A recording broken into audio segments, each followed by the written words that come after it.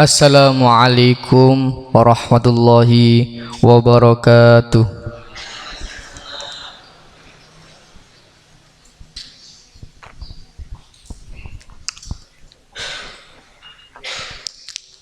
A'udzu billahi minasy syaithanir rajim.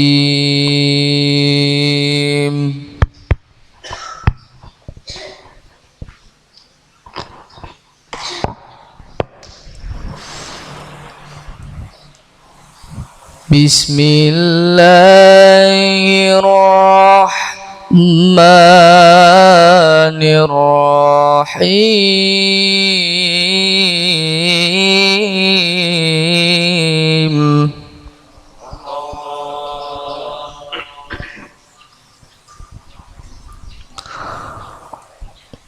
Wa idh ta'adzana rabbukum la in syakartum la azidannakum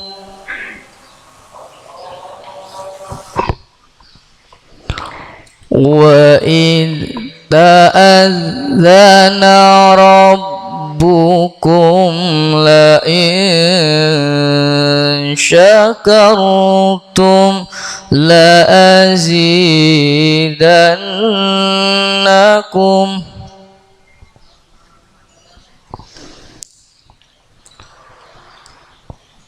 wa la in kafartum inna azabi lasyadid.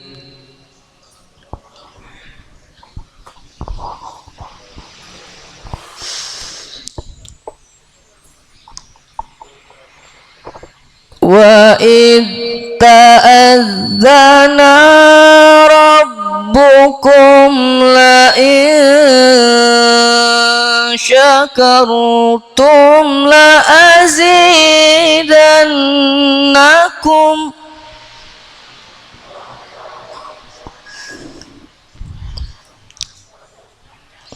wa la in kafartum inna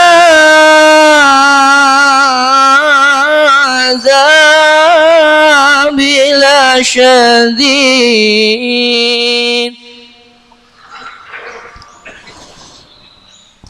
Wa la in kafartum inna azabi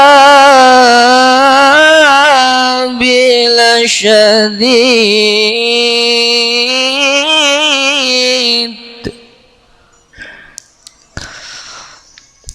Shadaqallahul azim.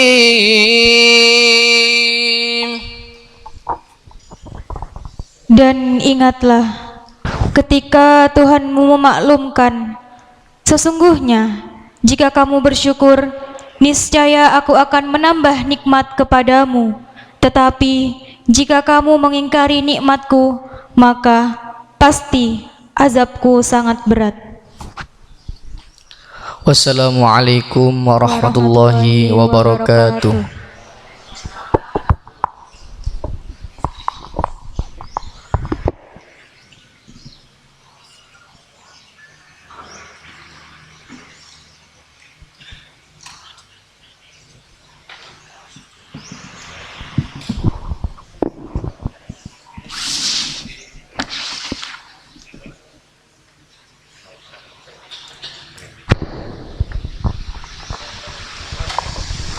Shadaqallahul azim. Demikian jamaah sekalian, pembacaan ayat-ayat suci Al-Quranul Karim oleh Ananda Renaldi dan terjemahnya Ananda Anissa.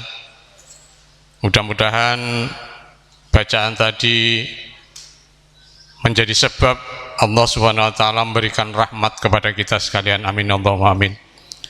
Kita bukan karena apa-apa, bukan karena banyaknya sholat, banyaknya puasa bisa masuk surga, tetapi yang bisa menjadi kita masuk surganya Allah itu karena rahmat dari Allah Subhanahu wa ta'ala. Sehingga penting, oleh karena itu mudah-mudahan barangkali ada klerunya bacaan tadi, mohon dimaafkan. Mudah-mudahan Allah Subhanahu wa ta'ala memberikan ampunan kepada kita sekalian. Amin, Allahumma amin.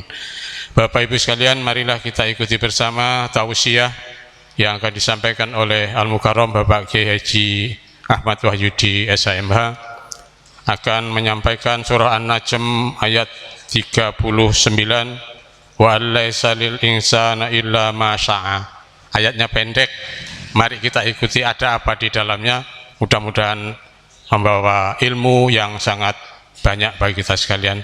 Kepada Al-Mukarram Bapak Yai disumanggakan. Allahumma sholli ala Muhammad. Assalamualaikum warahmatullahi wabarakatuh. Alhamdulillahirabbil alamin, hamdan li rabbinal azimil jalil, salatan wa salaman li rasulih Muhammadinil hadid dalil wa ala alihi washabihi amsalil qanadil, amma ba'du. Para jamaah rahmati Allah, pagi hari ini saya mengajak bersama-sama mengkaji, menghayati, dan mudah-mudahan kita kemudian mengamalkan satu ayat yang ayat itu menyangkut tentang diri kita terhadap kebutuhan kita, kepentingan kita, bahkan maksud tujuan kita hidup. Wa laisa lil insani illa ma sa'a. Bahwasanya sesuatu, apakah itu berupa rezeki, yang rezeki itu material maupun imaterial, itu bukanlah milik manusia, tidak bisa kita dapatkan, tidak bisa kita peroleh illa kecuali masa. Sesuatu itu memang sesuai dengan linier, dengan sinergi dengan ikhtiar dan usaha kita. Jadi sesuatu itu menjadi milik kita. Sesuatu yang menjadi milik kita itu itu sesuai dengan usaha kita. Usaha kita itu melahirkan sesuatu, rezeki. Berarti rezeki kita itu adalah sesungguhnya usaha kita, kerja keras kita, pahala termasuk di dalamnya, itu adalah rezeki dari Allah Subhanahu wa ta'ala. Itu dari usaha kita, dari ikhtiar kita, yang seluruhnya tentu ini adalah dipilih oleh Allah Subhanahu wa ta'ala, ditetapkan oleh Allah Subhanahu wa ta'ala. Tidak boleh berhenti di usaha kita, tetapi Allah menyampaikan bahwa yang kita miliki itu tidak bisa kita raih kecuali dengan usaha. Nah, untuk meraih usaha inilah kadang kita melupakan ibadah. Untuk meraih sesuatu ini, ketika kita usaha lalu kita melupakan ibadah. Mungkin saya agak serius dan mengajak berpikir kepada para jamaah agar pertama yang harus kita rubah itu cara berpikir kita. Al-Quran itu wahyu yang mutlak kebenarannya. Ada hadis qudsi, itu juga dari Allah Subhanahu wa ta'ala, itu firman Allah, itu wahyu Allah. Disebut hadis qudsi karena maknanya dari Allah, lafalnya dari Nabi. Mutlak kebenarannya. Apa yang dilakukan oleh Nabi, yang dikatakan oleh Nabi, itu adalah semua dari Allah Subhanahu wa ta'ala.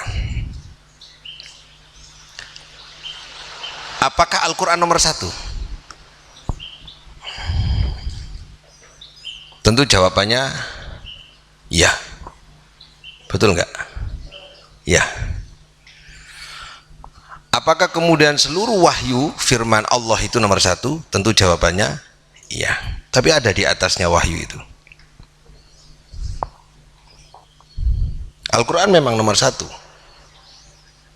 Tapi yang nomor satu di atasnya yang nomor satu itu adalah akal kita. Al-Qurannya pasti benar.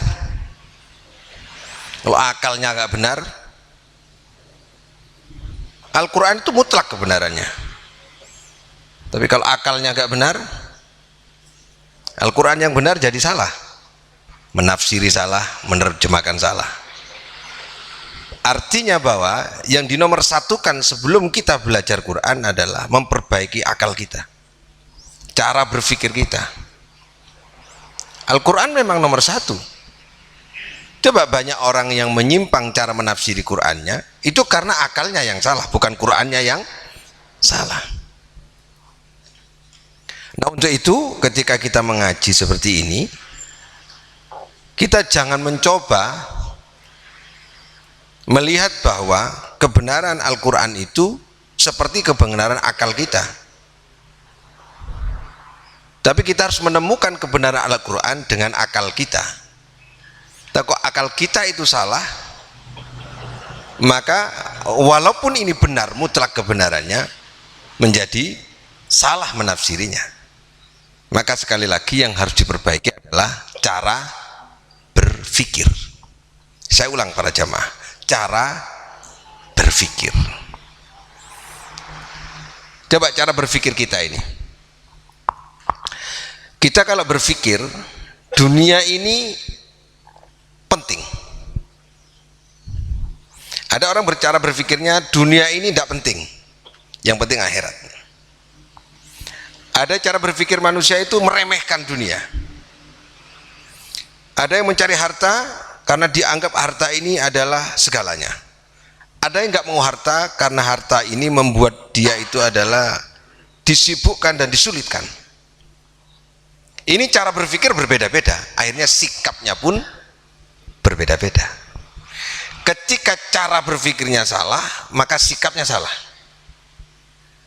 Ngaji itu yang penting itu mbingkili akal, ndandani akal,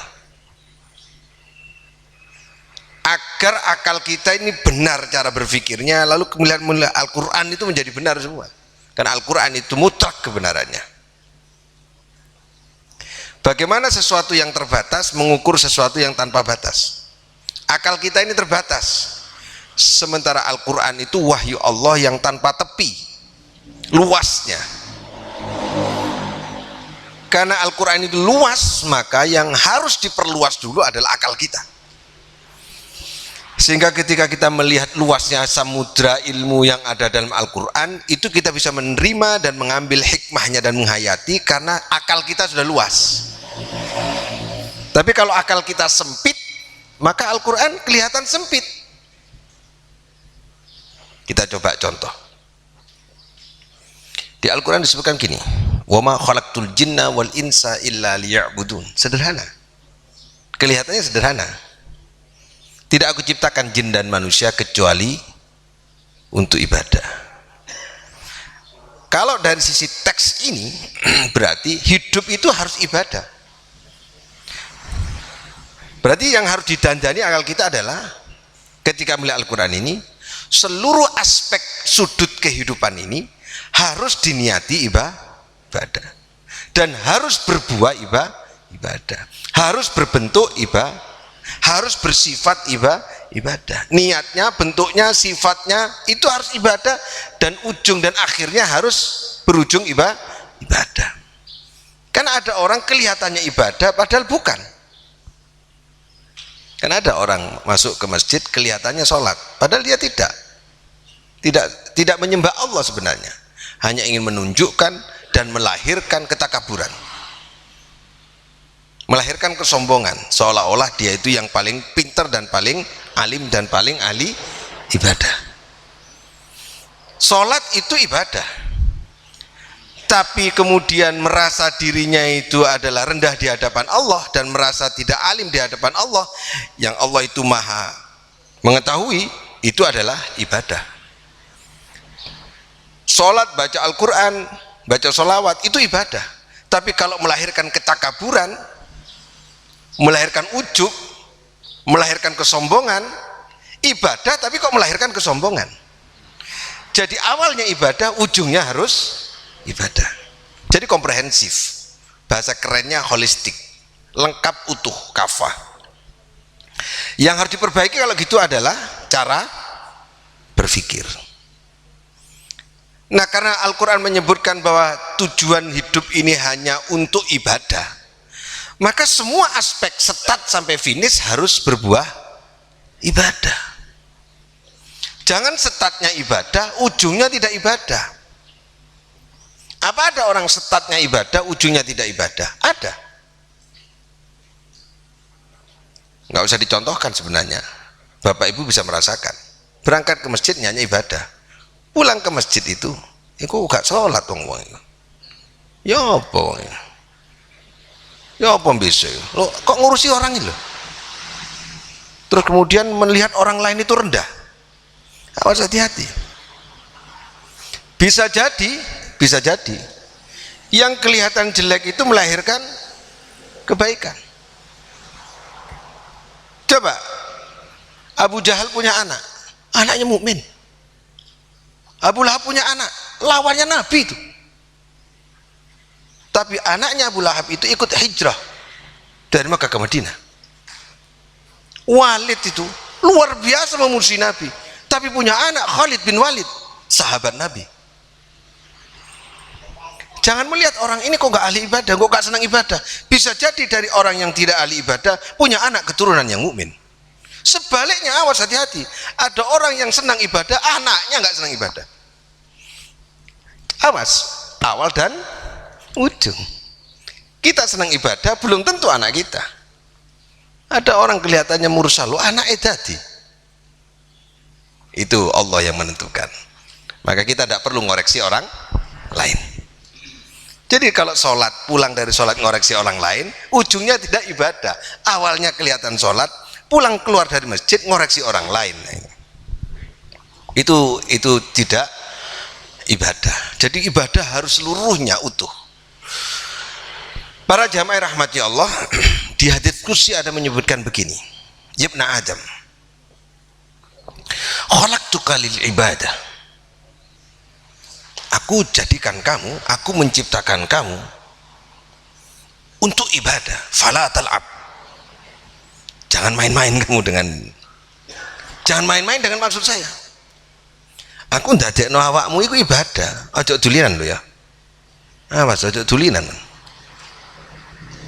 Bahasa ini bukan hanya mengancam. Bahasa ini mengingatkan bahwa ketika ibadah dibuat main-main, itu bisa mencelakakan.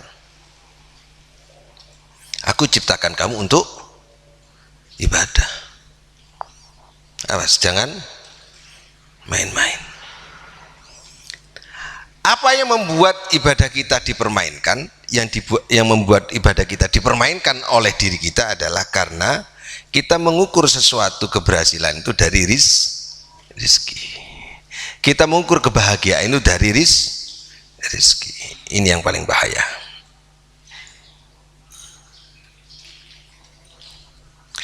Qasam tulak rizqoka. Aku membagikan kepadamu rizkiku. Allah nggak usah, seandainya nggak diminta, Allah sudah membagi rizki kepada kita. Fala tata'ab.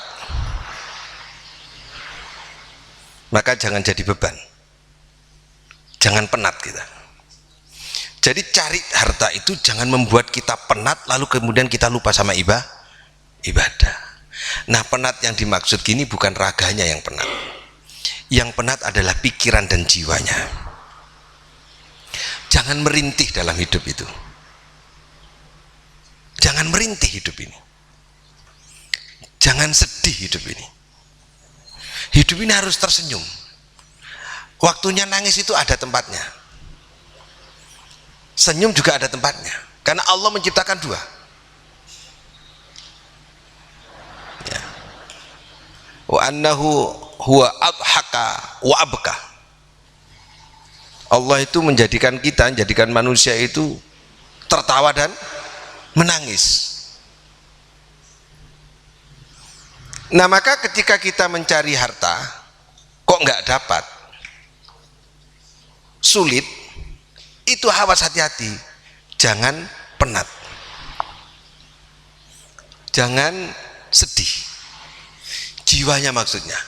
Kalau capek, fisiknya capek nggak apa-apa, tapi pikiran tidak boleh capek. Ciri-ciri orang yang ibadah di dalam mencari harta itu jiwanya nggak capek. Dia tersenyum walaupun capek. Dia tersenyum walaupun capek, capek fisik. Tapi psikologinya nggak capek. Karena dia mengerti bahwa ini adalah ibadah. Ibadah harus tersenyum. Wong ibadah itu ngabdi kepada Allah Subhanahu wa ta'ala. Wa in anta radita bima qasamtu lak, jika kamu ridho terhadap apa yang aku berikan kepadamu, jika kamu ridho terhadap apa yang aku berikan kepadamu, arahtu qalbaka wa badanak, aku akan tenangkan hatimu. Coba, aku akan tenangkan hatimu, aku akan sehatkan fisikmu. Jadi tenang itu dijamin oleh Allah. Arahtu qalbaka wa badanak, jika kamu ridho terhadap pemberianku. Kita kan sering mengeluh, wong liya gak salat sugih, awake dhewe salat bendina gak sugih iki ya apa karo lagi merintih. Wis gak ridho iki. Tapi kalau ridho, nah, iya memang Allah gaya aku ngene ya wis lah, tak lakonane ae, sing penting aku megah wis. Oleh alhamdulillah, gak oleh ya terus aku megai. Wong pancen ibadah yang dinilai bukan hasilnya, tapi yang dinilai adalah perbuatannya oleh Allah Subhanahu wa taala. Seandainya kita menyekolahkan anak kita lalu kita tidak punya biaya dan di tengah perjalanan kita dipundhut oleh Allah Subhanahu wa taala, bukan keberhasilan kita dapat uang tetapi kekuatan kita berikhtiar yang dinilai oleh Allah Subhanahu wa taala. Fa illam tardo, jika kamu tidak ridho bima qasamtu lak, jika kamu tidak ridho terhadap apa yang aku berikan kepadamu, nggak ridho, ngeluh, sedih, nyalahkan orang lain, nyalahkan diri sendiri, nyalahkan suami. Waduh, salah aku milih bojo. Aduh, bojo tiba miskin, coba aku bojo aku sabene sugih aku. Duh, lah apa aku milih iki sebenarnya, ngeluh. Nah, ini kalau mengeluh bahaya ini. Lah apa aku milih awakmu dadi bojoku, gak iso nulungi aku tok sing megawe kon nang omahe. Ngentekno dhuwit, ngentek gawe lipen tok ae. Disalahkan terus. Fa wa izzati wa jalali, apa kata Allah? Demi kemuliaanku dan keagunganku, la usallitonna alaikat dunya, aku akan bebankan dunia itu kepada dirinya.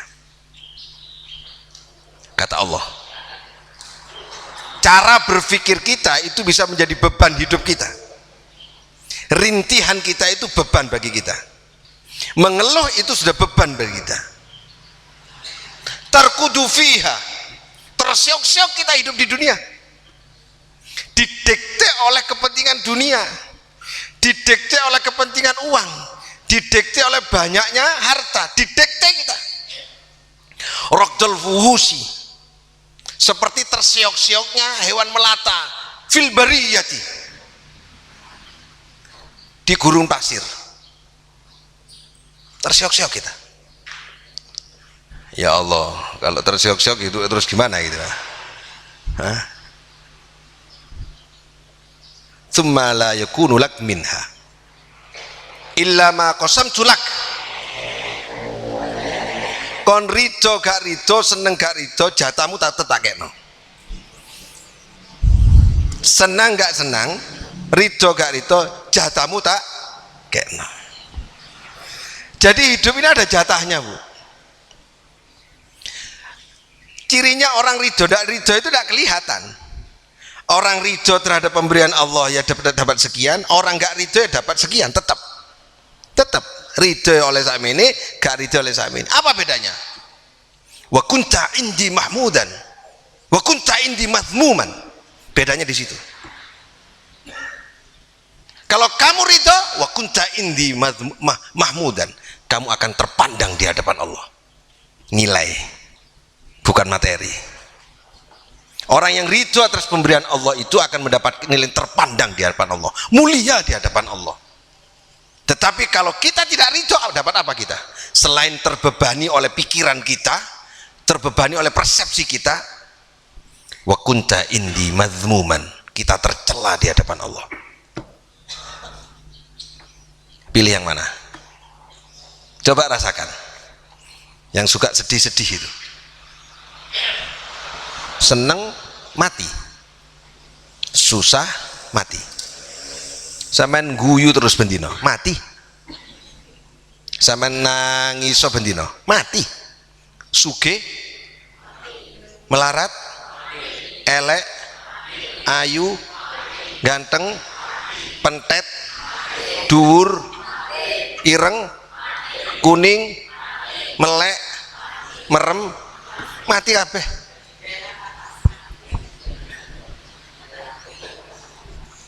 Dokter yang suka menyembuhkan orang itu mati kok. Pergi kemana? Ke dokter. Kenapa? Kena sakit. Ini kalau nggak segera diobati bisa mati di tengah jalan. Loh, dokter sing ngobati ku mati. Betul nggak? Lalu apa yang dibuat kita sedih? Itu cara berpikir. Kita rubah cara berpikir lah. Ngono ibadah ya wis. Tenang aja lah wis. Coba sampean ringan-ringan saja. Guyu mati, gak guyu mati. Ngamuk mati, gak ngamuk mati. Melarat mati, mangan mati, gak mangan mati. Podo mati ini kok. Lho apa sing ruwet niku napa? Urip niki sing ruwet napa podo mati nih? Jenengan mangan terus mati napa mboten? Ojo mangan. Paling masalah waktu aja. Sesuk wingi ngene. Hari ini atau tahun depan kan sama. Sama ndak? Wingi bareng aku. Lho saiki mati. Wingi jagoan wae aku, saiki mati. Saya ngomong wingi jagoan wae aku sesuk mati. Lho wingi aku ngeterno dheke lho nang kuburan. Lho iku bareng aku wingi ngeterno nang kuburan. Saya ngomong padha-padha ati nang kuburan pisan. Apa yang kita bikin susah hidup ini? Dibuat tersenyum aja lah. Itu kalau kita niatnya benar cara berpikirnya, maka ibadah itu jadi nyaman. Jadi kita harus ridho kepada Allah Subhanahu wa ta'ala. La tas'alni rizqagat. Ya anak Adam, hei anak Adam, la tas'alni, jangan bertanya kamu. Takon lu gak oleh. Bu, tanya itu tidak boleh. Kepada Allah tidak boleh tanya. Rizqagat, rizkimu besok. Ya Allah, rizki kula benjing ya napa? Ojo takon kon ngawur e. Kalau kalian jenengan cara berpikiran tanya besok dapat apa? Mi ya apa sesuk iki? Duit ono enggak kowe? Ayo donga. Tahajud jam 2. Ya Allah muga-muga saged beli mobil ya Allah. Ngriya niku dereng mantun ya Allah muga-muga. Mari ndonga oleh 5 menit bojone takon. Kira-kira dikabulno apa enggak ya? Wis ragu. Malaikat wis munggah nggo donga niku. Bareng metekan sing wedok takon di gabung apa enggak, ragu kali Allah wis dono gak sida gak iku ragu mbek aku kok gak sedikit. Ana inda dzoni abdi bi, aku tergantung pikirane hambaku. Lek kon nyongko aku elek kon ya aku elek nang kamu. Kalau kamu nyangka baik, aku ya baik dengan kamu. Wa in tallabtani wajadtani, jika kamu menemukan aku, jika kamu mencari aku, kamu pasti ketemu aku. Jika kamu berprasangka aku memberi kamu, kamu akan aku beri. Jadi kalau kamu berprasangka aku tidak memberi kamu, maka aku tidak aku beri. Jika kamu ragu kepadaku, aku ragu. Jika kamu jauh, aku jauh. Engkau jauh, aku jauh. Engkau dekat, aku dekat. Ini duduk lagu nih bercinta ini. Cara cara berpikir kita yang mengganggu kita, yang membebani kita. Kita lihat di Al-Quran sekarang, di surat Asy-Syura. Lihat di surat Asy-Syura ayat 20. Man kana yuridul harthal akhirah nazid lahu fi harsi wa man kana yuridul harthad dunya nu'tihi minha wa ma lahu fil akhirati min nasib. Barang siapa yang menghendaki buah, menghendaki hasil di akhirat atas usahanya itu yang dikehendaki berbuah di akhirat, buah akhirat, nazid lahu fi harsi, akan aku tambah buah itu. Lek kula kalian jenengan punya keinginan sampai nanti buah itu di akhirat, maka akan ditambah oleh Allah. Kalau kita ini usaha, bekerja, ini untuk akhirat, akan ditambah nanti di akhirat. Saya bekerja ini agar saya bisa sholat, saya bekerja ini agar bisa menyekolahkan anak, saya bisa terus, kalau sudah bisa menyekolahkan anak, agar anak saya beribadah kepada Allah, agar kalau beribadah kepada Allah, dia bersyukur dan bisa berdoa, dan bisa membaca Al-Quran. Diteruskan, terus buahnya nanti diminta ke akhirat. Apa nanti? Kalau saya nanti mati, biar anak saya bisa berdoa untuk saya, bisa mengirimkan doa untuk saya. Pikirannya panjang ke akhirat. Apa kata Allah? Nazid lahu fi harsihi, akan aku tambah, akan kami tambah apa yang menjadi tujuannya itu, buahnya akan aku tambah. Tapi kemudian wa man kana yuridul harthad dunya, jika kamu menghendaki, jika seorang itu menghendaki kehidupan dunia, nu'tihi minha, aku beri dia minha sebagian, nggak aku beri semua.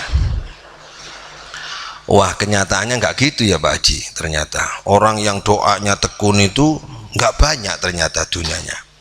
Jari ini minha sebagian, kok jari tambah, kok ini sebagian. Nah ini cara berpikir.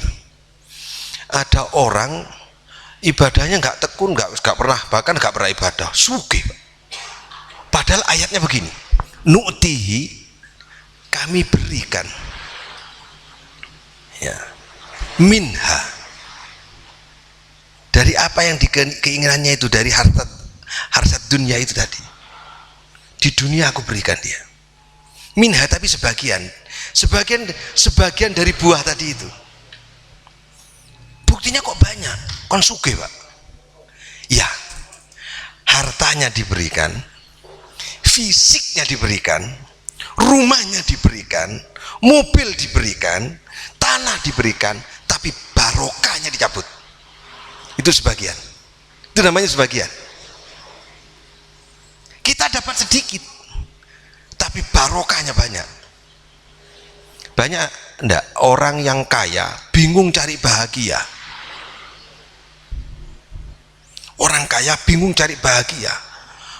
Ternyata rumah mewah, mobil mewah, makanan enak, enggak bisa menyenangkan, makan di pinggir jalan. Jari ini wong saya enggak ngerti. Ulo wong apik yo, sugih tapi mangan nang pinggir jalan. Iku duduk wong apik iku, bingung golek bahagia sampai mangan nang pinggir jalan kepingin enak. Bingung dia. Punya mobil, sepeda motor gede. Lo naik sepeda kuno. Dia tidak bisa menikmati harta yang mewah itu, mobil yang mahal, sepeda yang mahal, nggak bisa menikmati. Cari mobil kuno, bingung dia. Di rumah ndak enak, kerja panas, naik sepeda jauh jalan ke sana, padahal kesel gitu.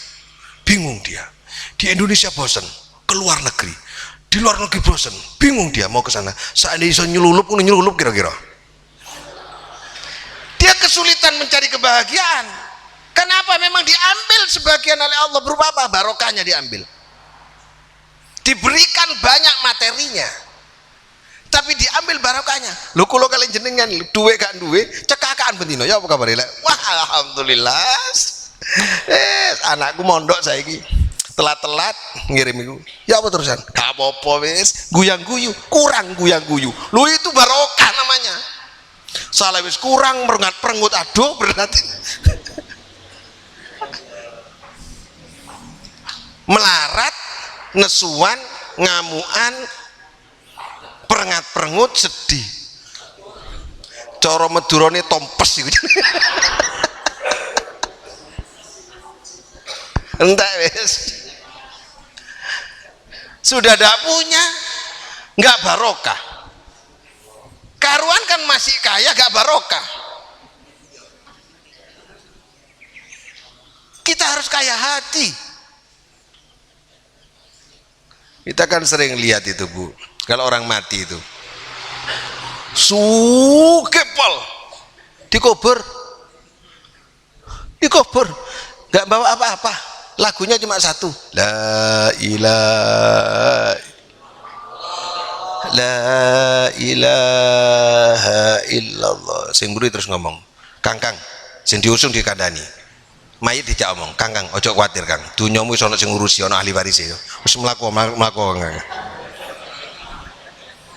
Jarine sing guyon di nang mburi, terus sing gurene, wis Kang ojo kuatir, bojomu mari ana sing genteni. Wis ojo kuatir. Sudahlah, semua akan ditinggal ini. Duwe ya mulai gak duwe mulainya gak. Apa yang kita sedihkan, podo-podo mulai gak duwe. Sampeyan beli tas bagus, harganya 5 juta, mati digawa. Iki bekasi tasi umikku sabene 5 juta. Mobilnya dadi gembreng, omahe rubuh. Tapi kalau ibadah, punya anak soleh, insya Allah tidak. Itu para jamaah rahmati Allah. Ayo, cara berpikir kita sudah harus berubah. Harus berubah ini. Ini hari-hari yang kita rasakan sekarang. Hari-hari yang kita rasakan. Pak, tapi kula niki kan pun tuwek, ya napa carane? Ilmu gak duwe. Wis pokoke nglakoni ae. Ngelakoni gak tutuk mboten napa. Pas ngelakoni kok dipundhut niku surga niku. Gak tutuk gak pinter mboten napa, gak penting pinter niku. Sing penting ini kepingin pinter. Pinter mbek kepingin pinter niku luwih mulya kepingin pinter. Salah gak pinter gak kepingin pinter. Kan enten tiyang niku pinter, ana wong pinter gak ngerti lek dheke pinter. Ana wong pinter ngerti lek dheke pinter. Ana wong bodoh gak ngerti lek dheke bodoh. Ini berat ini Pak. Ono wong bodoh gak ngerti lek dheke bodoh iku dikandani angel.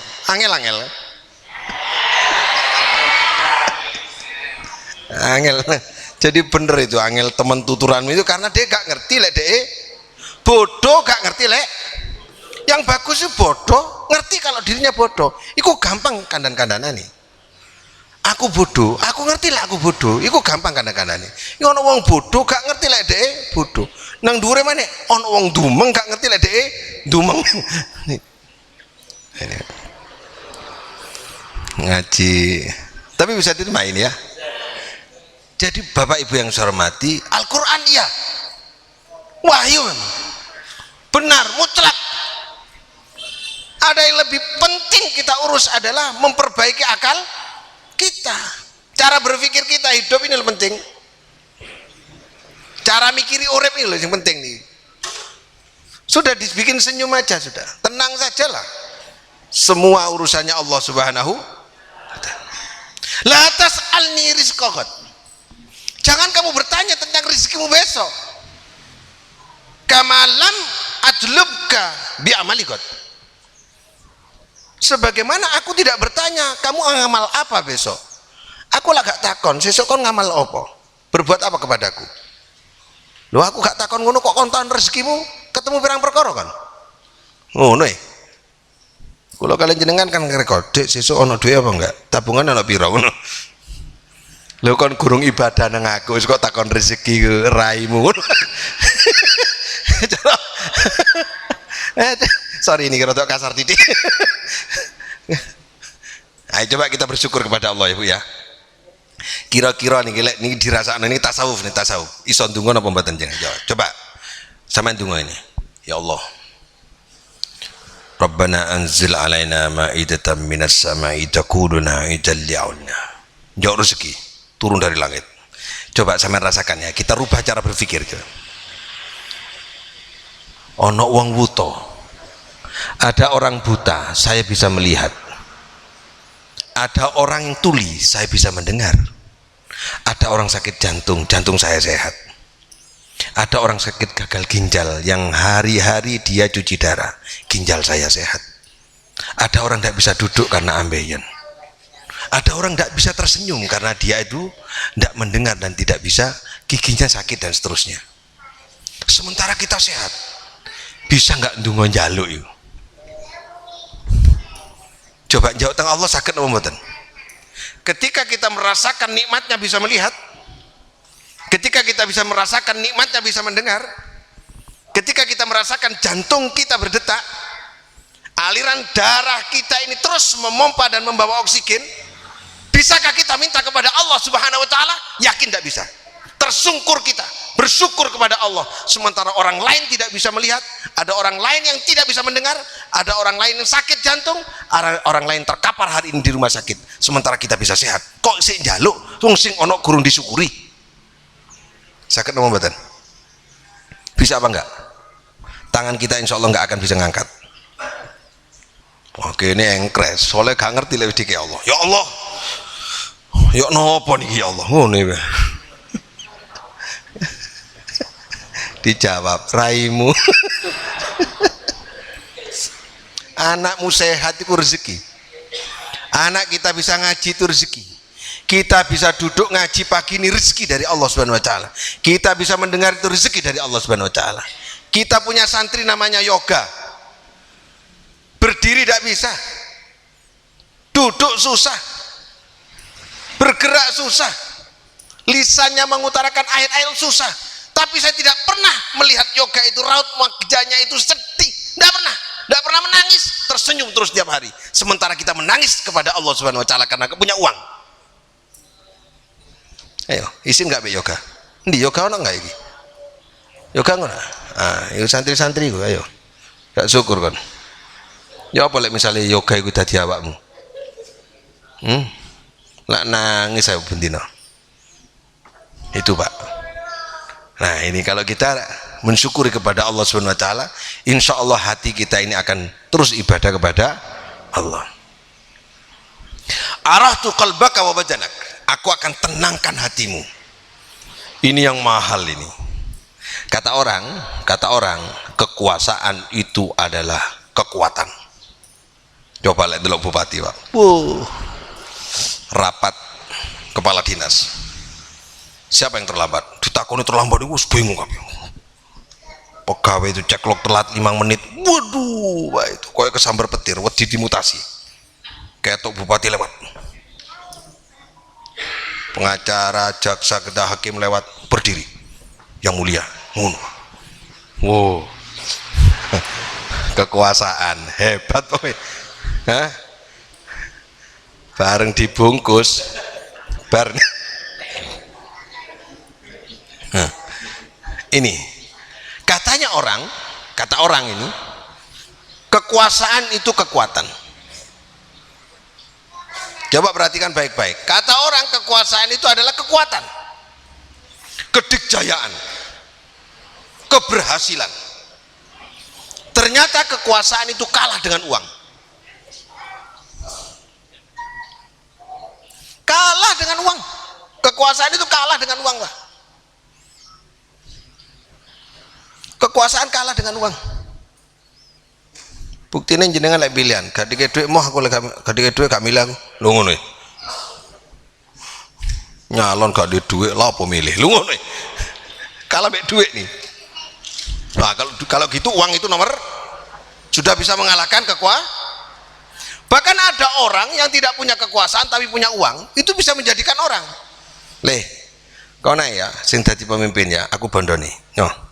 Tapi engko lek dadi awakmu gudung ini, proyek kene aku. Jadi ini sing duwe dadi. Ditelepon mbek sing duwe dhuwit. Kang ya apa Kang? Proyek kene aku Kang. Oh nggih. Ngono. Kalah mbek sing duwe dhuwit. Mantuk-mantuk. Saya lihat itu, banyak pemimpin itu di hadapan orang kaya mantuk-mantuk. Hah? Lek wis ruwet wong sugih-sugih dikumpulno. Wong sugih, nomor 1 wong sugih, Pak. Mari ngono wong sugih lara. Wong sugih lara. ginjalnya, jantungnya. Katanya orang yang punya uang, ayo sawah dijual, sawah dijual, yang penting saya sembuh. Oh kalah, sugih kalah mbek sehat. Jenengan lek loro dunya didol napa mboten? Didol. Aduh mas, sawah karek sak hektar, lu timbangane mati bapake. Ayo jual ae wis, sing penting sehat. Dunya kena digoleki. Ayo didol, dibayar, sehat. Aku saiki wis gak duwe sawah ya apa, wis gak apa-apa sing penting sehat. Berarti dunya kalah deal, kekuasaan kalah dengan uang, kalah dengan ono wong sehat. Sampean kok bendino wirawi gak tenang aku. Nanti nang di nang bum lah apa golek ketenangan jadi.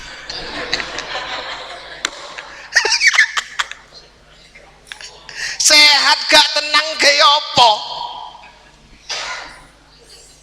Jenengan sehat gak tenang sumpek oma ombo iku ketok sempit, TV berwarna kelihatan hitam putih, wong ayu ketok elek, wong ireng ketok kuning. Lah keliru ah. Wah Pak Pugo itu kuning ya. Loh iki wong gak sehat. iki wong gak tenang iki. Waduh, Ustadz Wahyudi itu orangnya tinggi besar kuning jadi. Loh, kon ngenyak mau mulai kapan? ini. Jadi tenang itu ternyata bisa mengalahkan uang. Tenang mengalahkan sehat, sehat mengalahkan uang. Kita beli kemana? Ke Australia. Untuk apa? Rekreasi. Cari tenang. Kemana? Ke Malaysia. Lihat apa? F1. Duit entek piro? 15 juta. Oh, gedung 5 juta. 150 juta. Bayar. Mencari hiburan, tenang. Teko ndi? Wah, aku teko Singapura. Seneng. Golek apa? Tenang. Kalah duit dengan Allah menjanjikan arah tu qalbaka wa badanak, aku tenangkan hatimu asalkan kamu ridho. Gak usah ngetokno duit. Ndul gondol. Gregetan aku saja. Yes. Dikandani gak percaya. Lah tenang itu enak, Bu. Duwe bojo wayu bingung golek bojo maneh. Soalnya gak tenang.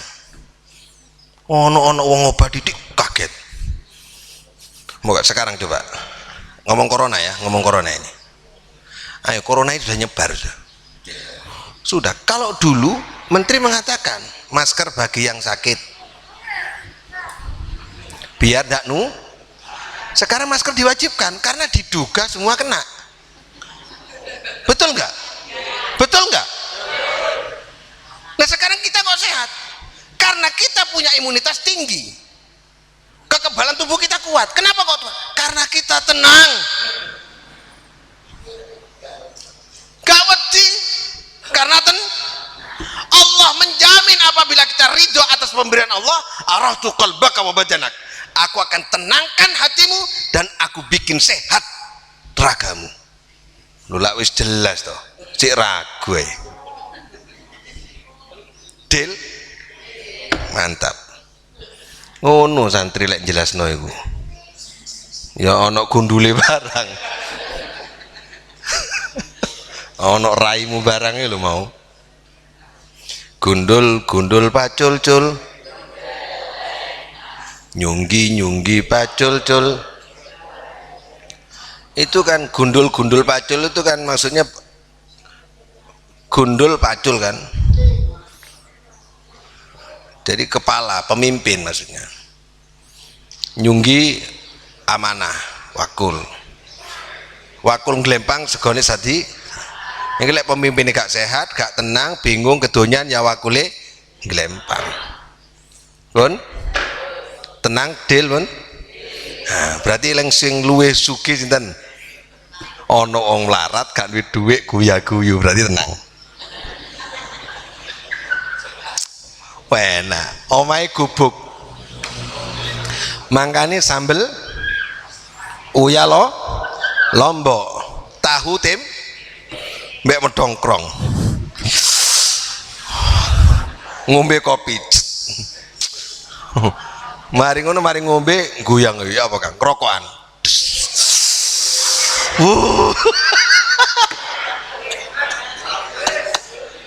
Tenang ono wong sugih mangan pakai garpu, kalau perlu pakai pisau yang ada. Ya apa saham iku mau sanu? Ya apa wis mari ta mundelik-mundelik mek mangan. Ya apa? Omahe wis payu gak iku? Wis ora DP enggak? Takin kurang ajar kamu gak ditagih jen. Mek mangan. Ada mek mangan. Enak-enak mangan ora nagih utang. Assalamualaikum. Sapa iku? Anu Pak, nagih utang. Anu enten tiang dugi teng developer, utangnya kurang bayar. Enak-enak mangan.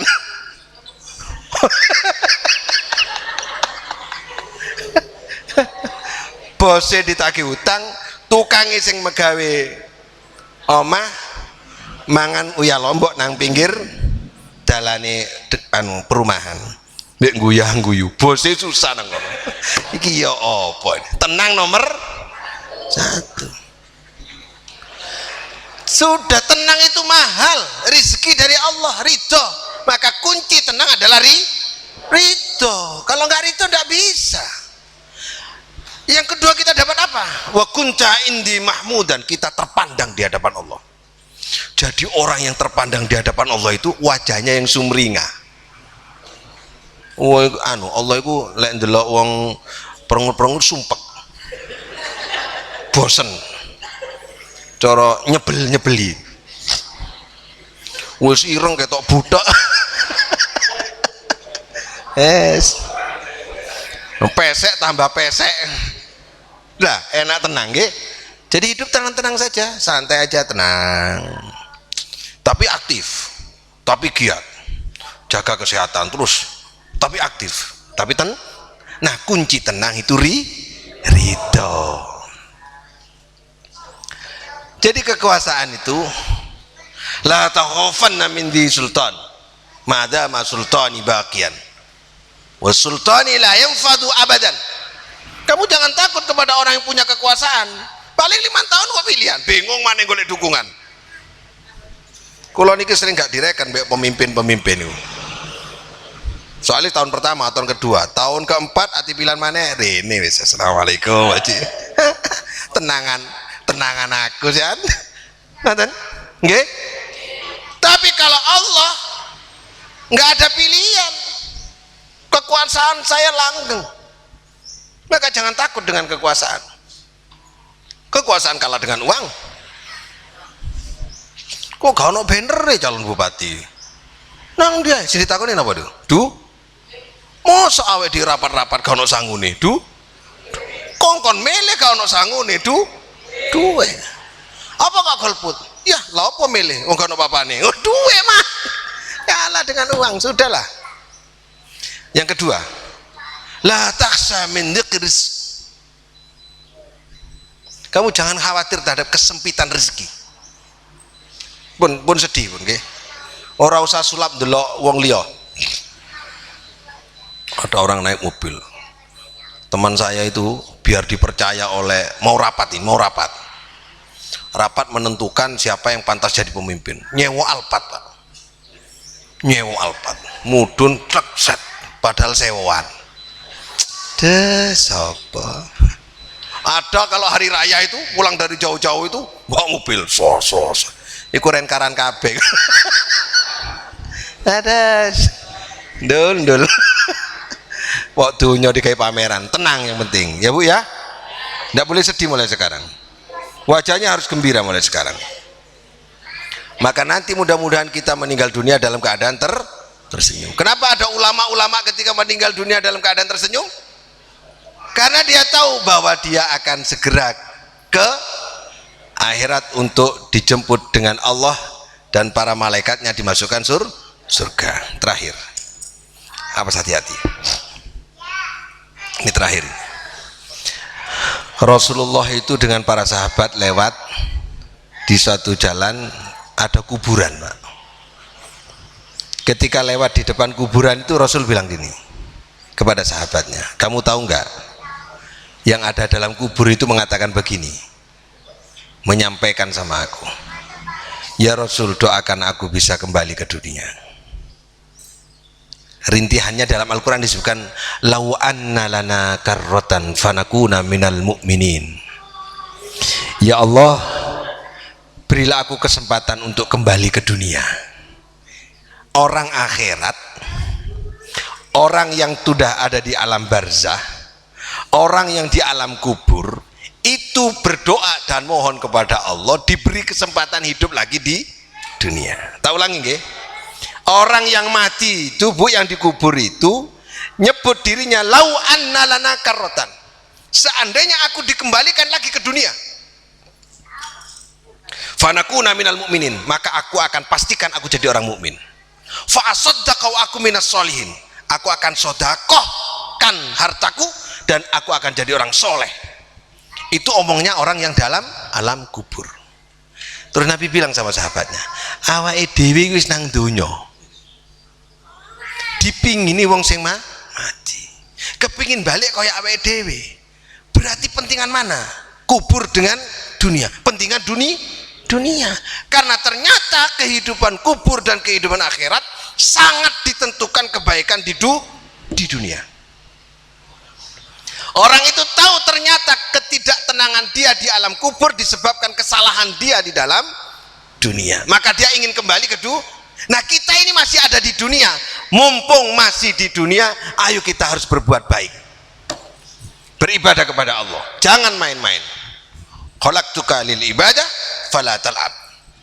Aku ciptakan kamu untuk ibadah, jangan main-main. Wis mari wis. Iki sing duwe ide sing salah. Haus itu kalah dengan tenang. Nggak boleh marah. Ini lek sering guyu-guyu ini enak. Ngaji kalian guyang. Ini harus ditradisikan, ngaji kalian guyang-guyu ini. Nggih, lopo? Orang yang maksiat, Pak Buku, maksiat loh. Tatuan. Bendino mlebu metu komplek. Oh, tumpahane sepeda, montone mendeli, cekakaan nang pinggir dalan. Wah, tonggo-tonggo keganggu. Sopo iku? Guyang-guyai. Kelakuannya gak kena. Guyu. Padahal besok ini mlebu neraka. Guyang-guyu. Lho kula kalian jenengan dijamin mlebu surga, kok nongas nangis sedih bareng lha opo? Kene iki mlebu surga ayo guyu bareng. Lah yen apa? Wong sing maksiat yang guyang-guyu, sing ate dilebokno surga kok. Sing maksiat niku mesti mlebu neraka. Lah kula kalian jenengan dijamin masuk surga. Kalau kita ibadah kepada Allah dijamin masuk surga. Ngajikan anak masuk surga. Belajar nuntut ilmu masuk. Lho kok terus perengat-perengut boleh ganti duit utang gurung bayari lah apa? Guyu ae lah wis. Sampai sing nagih salah paham. Sampai ditagih guyu gak ditagih guyu. Akhirnya bosan. Terus aku ikhlas. Ilmu iki rek ya. Waktu ning ngaji, duh ngaji mana abi teko.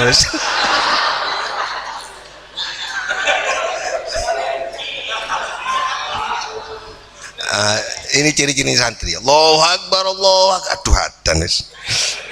Abi nang nang masjid pisan. Ayo ndong. Abi ono ae. Ngono. Awas kan lek ngono.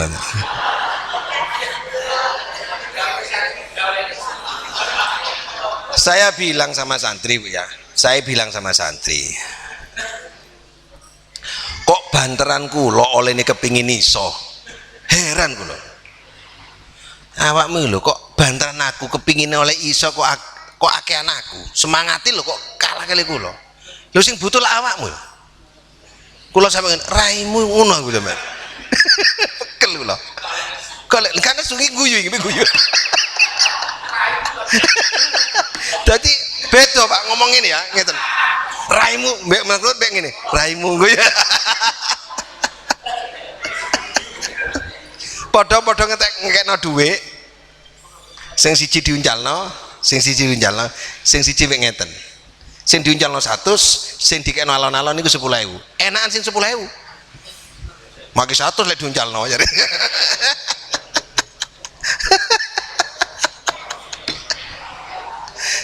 Sis. Awas kan ya, ojo sedih maneh kan. Saya kira demikian, mudah-mudahan ada manfaatnya para jamaah rahmati Allah. Alhamdulillah, semoga yang saya sampaikan merubah cara berpikir kita. Cari ketenangan, sembuhkan hati kita, sembuhkan jiwa kita, sembuhkan fisik kita dengan ketenangan. Ketidaktenangan namanya dalam bahasa lain namanya psikosomatis, kejiwaan. Awas, hati-hati. Jiwa itu nomor 1. Penyembuh obat fisik yang paling hebat adalah ketenangan. Mudah-mudahan kita tenang tapi kaya. Miskin tapi tenang. Jangan dibalik, tenang tapi miskin jangan. Miskin tapi tenang. Kaya tapi tenang tapi kaya. Jangan tenang tapi miskin. Wallahul muwaffiq ila muthariq. Assalamualaikum warahmatullahi wabarakatuh.